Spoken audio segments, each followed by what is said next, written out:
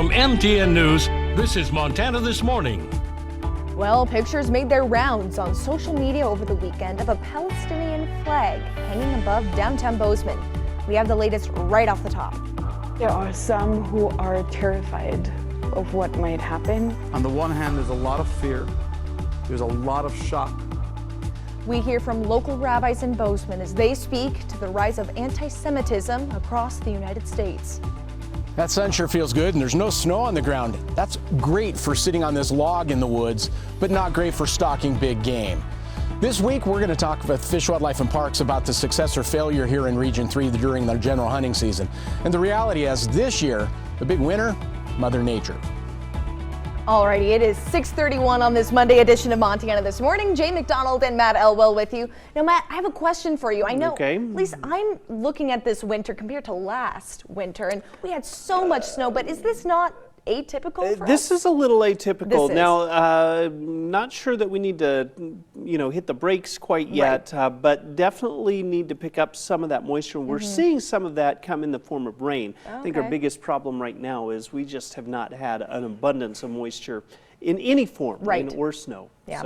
So looks like the morning temperatures into the 30s and 40s. There are some showers that are showing up, mainly on the light side, dampening the roadways. That's about it. It won't last long. I expect more cloud cover. We do have more moisture on the way, though, as we get later into the week, and some cooler temperatures, all playing a part in what we expect as we head into the weekend. I'm going to talk more about when that cold air moves in our snow and rain chances. That's coming up in just a few minutes. All right, thank you very much, Matt. Now, right off the top, a Palestinian flag was removed by Bozeman firefighters after it appeared on a Christmas spider in downtown Bozeman. Pictures made their rounds on social media Saturday night of the flag hanging above Main Street and Bozeman Avenue. Now, MTN reached out to the city to see how it got there. Bozeman Deputy Mayor Terry Cunningham tells us that he's unsure of how it made it up there, but, quote, it was not a city-sanctioned decoration, end quote. Now, we also spoke with the Downtown Bozeman Partnership, and they were also made aware of the flag on one of the spiders, and they were the ones that asked the fire department to take the flag down due to the reaction on social media and it being a safety hazard on the public right-of-way. We spoke with Rabbi Chaim Brook, who lets city leaders know about the flag. Then they have to check themselves, not me. So no, I'm not scared of the flag, but it's disheartening to know that we have ignorant people even here in Bozeman, and my job now is to make sure that they're educated. Therefore, you can wave all the flags you want. Jewish people are rocking and rolling, and Hanukkah is going to be celebrated in ways that was never celebrated before. There'll be more menorahs this year around the world than ever before because Jewish people are coming out of the woodwork united, strong. And firefighters took down the flag Sunday morning, and there is still no word as to who put the flag up. And after a week, the temporary ceasefire between Israel and Hamas is over. I spoke with two rabbis here in Bozeman to learn their thoughts and perspectives on the conflict and the unsettling rise of anti-Semitism. October 7th was a Saturday, which for us is the Sabbath. It was also a Jewish holiday. So I arrive at the synagogue, and one of my congregants, Mitchell, walks in and says, "Rabbi, there's war in Israel." And he's from Florida. You figure he's exaggerating. I said, "What do you mean?" He goes, No, it's war. I mean, Jews are being killed. And I just lied there and started crying. It's not just the people who have been killed, it's also really a dream that died on that day. And since the terror attack on October 7th, war has plagued the minds of those with loved ones in Israel and the region of Gaza. But conflict has not been contained to the Middle East. Thousands of miles away in the United States, reports say that the number of anti-Semitic acts have quadrupled since Hamas's attack. According to data from the Anti-Defamation League, in the month following Hamas's attack from October 7th to November 7th, there's been 832 anti-Semitic incidents. 632 of those were harassment, 170 vandalism, and 30 assaults. This breaks down to an average of nearly 28 incidents a day. The same time period last year, there were 200 incidents total reported. There are some who are terrified of what might happen because they feel like the 7th of October might have been just a beginning, and the world is now ready again to hunt Jews. On the one hand, there's a lot of fear. There's a lot of shock. But despite this fear and shock, both Rabbi Brooke and Rabbi Sonia note the strength that persists in the Jewish community and the generosity of the Montana community. Jewish people have been awakened, and I think Hamas underestimates the beast that they have awakened, because Jewish people have a pride now that I haven't seen in my lifetime. So Jews are coming out of the woodwork. Jews are showing up at the synagogue. Jews that I never even knew lived in Montana. I had a Jew show up from Townsend who I never knew. He's been there 27 years. He's not a member of any synagogue. But now, because of what happened, he feels he needs to identify. An enormous outpour of love and support from our neighbors. People rang the bell and brought us little gifts. For example, these crochet angels that someone made. Just because they felt like any Jew in Bozeman just needs a little extra layer of protection. And in total, I spoke with Rabbi Brooke and Rabbi Sonia for about an hour.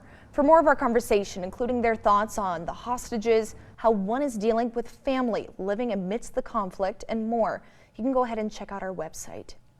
And over in the Madison Valley, a family in Ennis is left picking up the pieces after losing their home and all of their belongings to a fire. MTN's Jolie Salee spoke with the family, who shared their story on how they're keeping their faith and ways people can help. They say they can't believe it happened to them, watching flames engulf their home in Ennis. A place once filled with good memories is now filled with ashes. I hit my knees and I just prayed, and I said, Lord, protect these homes, protect these people. Do not let our misfortune spread to everybody else. This is all that, just like it's all that we had, but it's also all that everybody else had. The night of November 27th, Abby DeVries and Brian Ryder faced a true nightmare. We were standing in our kitchen just getting ready for the night, just gave the baby a bath. And we were about to put her down and we started smelling smoke. Abby looked behind their pellet stove and discovered a coat hanger had caught fire. And it was too late. A spark from that hanger had shot up into the wall. In the panic, the first thing that ran across Brian's mind was getting Abby and their daughter Kenzie to safety. We got them out right away. I had to go back in twice for all the dogs. In just 10 minutes, their entire house was engulfed in fire, leaving Brian no time to grab any of their belongings. When it filled with smoke, I was in there. I was relying on memory, how to get out. Once his family was safe, Brian focused his attention on his neighbors.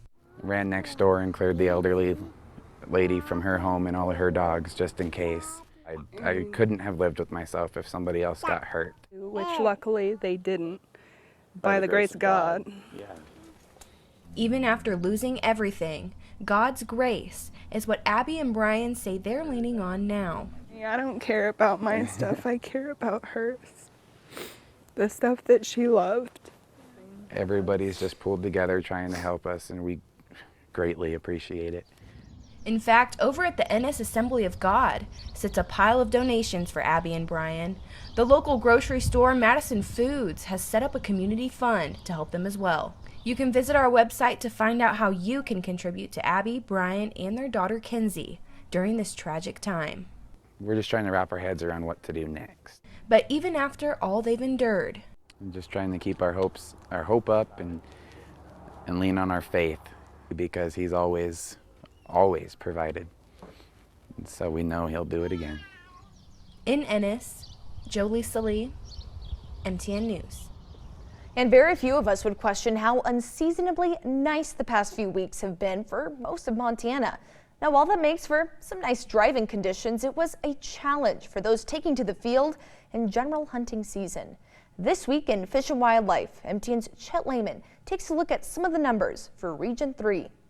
Make no mistake about it, successful hunting hinges on the weather.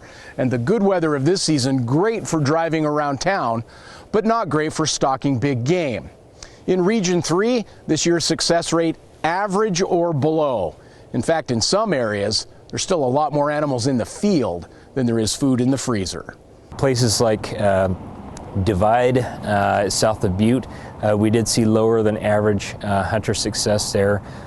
In Cameron,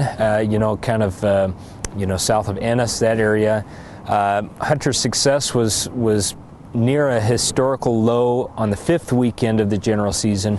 Then it picked back up again on the final week of the general season. Whether you were successful or not, FWP needs you to stop by those check stations. The more information on success or failure they have this year, the better they can decide how hunting will go in upcoming seasons. It really kind of gives us a snapshot of, one, how many hunters are out there and how are they doing. And then, we pair that data with the information that we glean from our hunter harvest phone surveys at the end of the year, and combine that really gives us a really solid picture of, how hunting season went, and it helps inform hunting seasons into the future. This season, here in Region 3, FWP officials talked to a little more than 6,000 hunters who reported taking 66 whitetail, 152 mule deer, and 310 elk. This week, in the field near Bozeman, Chet Lehman, MTN News. Thank you very much, Chet. Now, we're going to take a short break here on Montana This Morning, but when we come back, it feels like every other week there's a new streaming service, and all of them come with a costly monthly fee. We're going to explore some of those streaming services to ensure that you're spending your money wisely. I'm John Matteries. There are so many TV streaming services now, and the price of many of them is going up again. How can you keep watching and keep your budget in check? That story coming up.